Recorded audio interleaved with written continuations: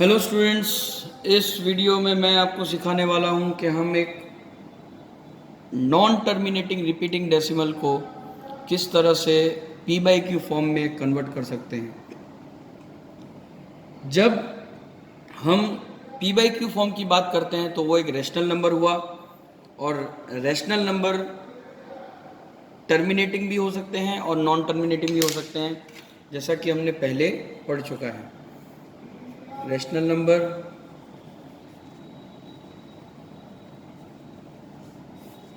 ये टर्मिनेटिंग भी हो सकते हैं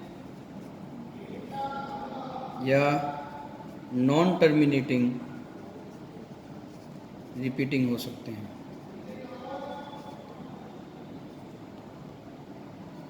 सो टर्मिनेटिंग और नॉन टर्मिनेटिंग रिपीटिंग, अगर टर्मिनेटिंग है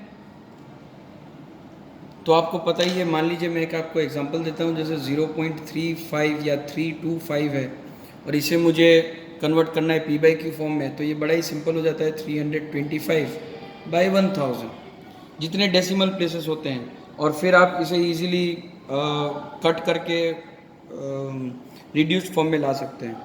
5.25 को आप 525/100 लिख सकते हैं। ये पी बाई क्यू फॉर्म हो गया। पर क्या अगर आपके पास 0.325 बार है, यानी 0.325 325 325 डैश डैश डैश है, या 0.42525 के ऊपर बार यानी 0.4252525 डैश डैश डैश, इस तरह का कोई नॉन टर्मिनेटिंग रिपीटिंग डेसिमल है, तो ये इतने सिंपल तरीके से नहीं हो सकता। तो ये तो आपको आ गया है छोटी क्लासेस में, क्लास 6-7 में भी आप ये पढ़ चुके हैं, लेकिन हम क्लास 9 में ये पढ़ने वाले हैं। ठीक है, तो कैसे करेंगे? तीन सम्स हमें पूछे गए हैं, हम तीनों सम्स को एक के बाद एक ले लेंगे ताकि आपको अच्छे से समझ में भी आ जाए। ठीक है, और आपको प्रॉब्लम ना हो। सबसे पहला क्वेश्चन जो है वो है क्वेश्चन एक्सरसाइज 1.3 के क्वेश्चन 3 का फर्स्ट, वो है 0.6 बार। इसका मतलब ये हो गया 0.666 डैश डैश डैश। अब एल्गोरिदम मतलब करने का तरीका, इन सम्स को करने का तरीका। ठीक है, तो सबसे पहले आपको जो नंबर दिया गया है नॉन टर्मिनेटिंग रिपीटिंग, उसे x ले लीजिए। Let x is equal to 0.666 dash dash dash. अब सो स्टूडेंट्स इसे ये कंसिडर कर लेंगे x, और फिर एक बात याद रखेंगे हम, जैसे यहाँ पे डेसिमल के बाद एक डेसिमल है, एक ही प्लेस है जंप करने को, तो एक डेसिमल जंप करने के लिए हम 10 से मल्टीप्लाई कर देंगे इसे, तो हो जाएगा 10 multiply by 0.666 dash dash dash, and this will yield you 6.666 dash dash dash.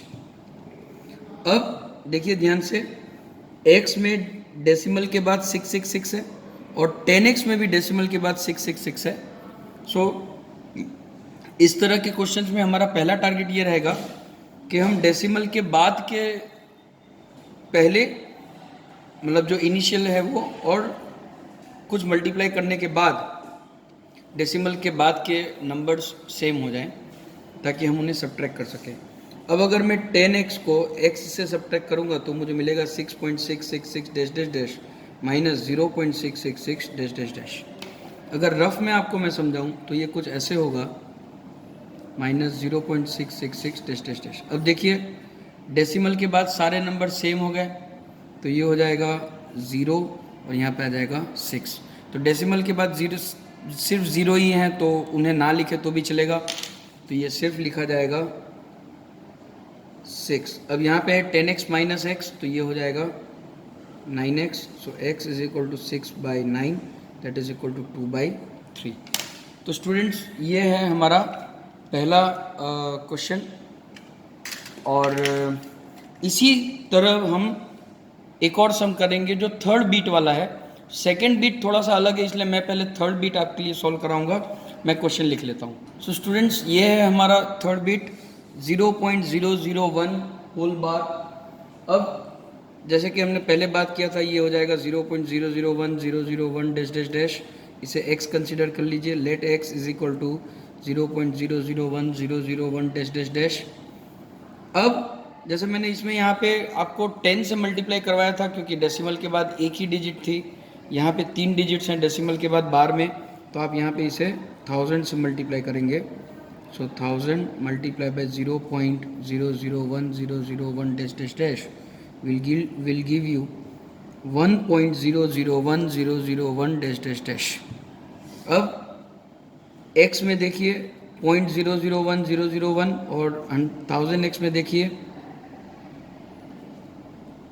0.001 आ गया, तो दोनों सेम हो गए। अब नेक्स्ट स्टेप होगा 1000x minus x is equal to 1.001001 dash dash dash minus 0.001001 dash dash dash.